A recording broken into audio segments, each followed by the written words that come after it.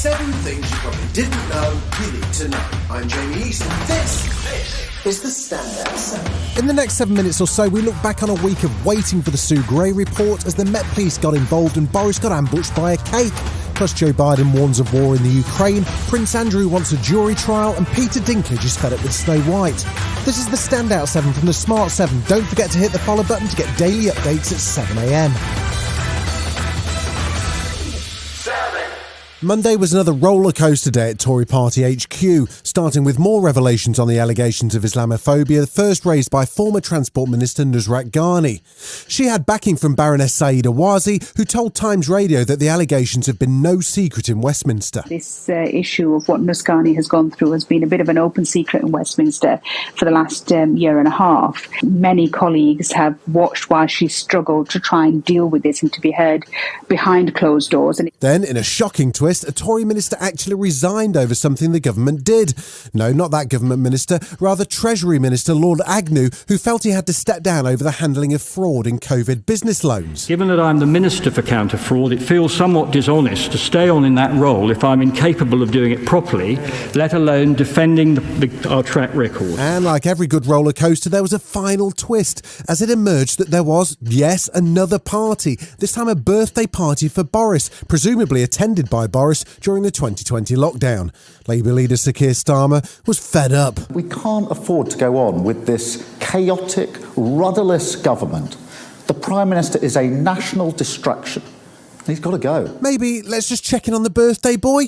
Any sign of that Sue Gray report, Boris? I perfectly understand people want to ask questions about that. I think you've got to wait for that to come out.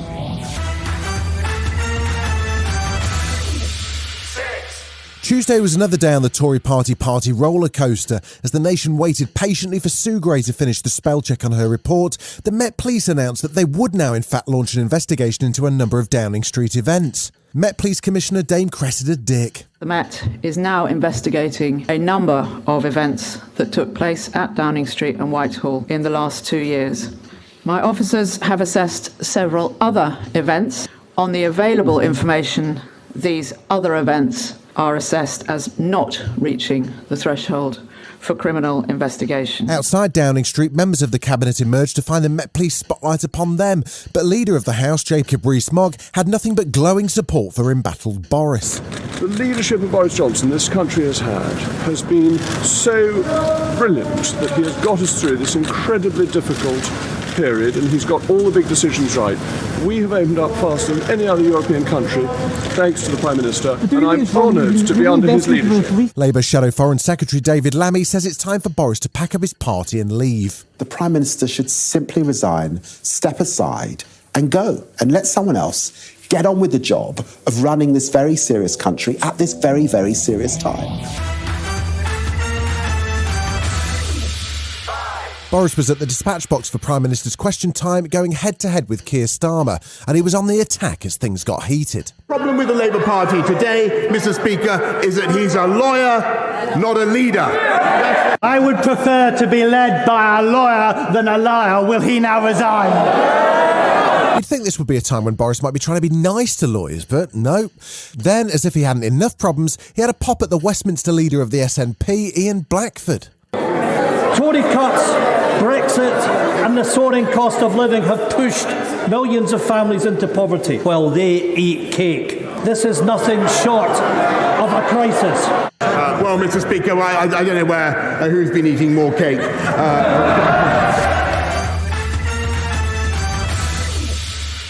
The US continued to pile pressure on Russia on Tuesday in a bid to halt any potential invasion of Ukraine. President Joe Biden shipped additional weapons, including Javelin missiles, to assist Ukrainian troops in a possible defence, while suggesting that any sanctions applied could also be directly opposed on President Putin.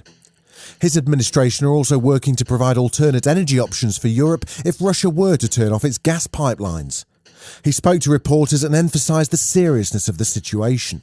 There will be enormous consequences if he were to go in and invade, as he could, the entire country.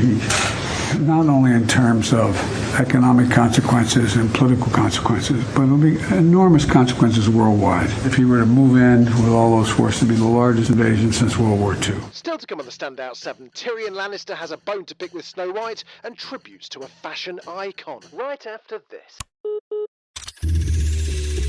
Welcome back.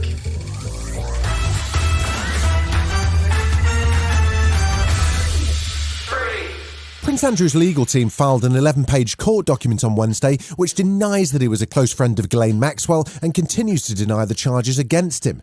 They also continue to ask for the trial due to take place in a Manhattan federal court to be dismissed, but if it is to go ahead, they're now asking for a full jury trial. High-profile lawyer Gloria Allred, who represented some of R. Kelly's victims, told Newsnight that a jury trial will usually favour the plaintiff. Because a jury listens to the narrative presented by both sides, and they generally develop feelings about that narrative. And if they agree with the plaintiff and like her narrative, then generally they will award a larger verdict. Peter Dinklage has been enjoying his time off since Game of Thrones, but he's also had some time to take a look at the cultural landscape. He spoke to Mark Maron on his WTF podcast, and well, he had a few things he wanted clarification on. Firstly, why are Disney remaking the Snow White movie? They're very proud to cast a Latino actress as Snow White. Yeah. But you're still telling the story of Snow White. Yeah. Seven Dwarfs. Sure. So, look, take a step back and look at what you're doing there. Yeah. I know. That makes no sense to me. Well, you're progressive in one way, but you're still making that backward story of seven dwarves living in a cave. What the are you doing, man? French fashion designer Thierry Mugler has died at the age of 74.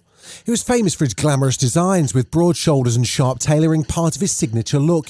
He later became famous for his perfumes. He had huge influence on both music and fashion, designing for David Bowie and Gaga, directing George Michael's iconic Too Funky video, and designing Kim Kardashian's Met Gala dress in 2019.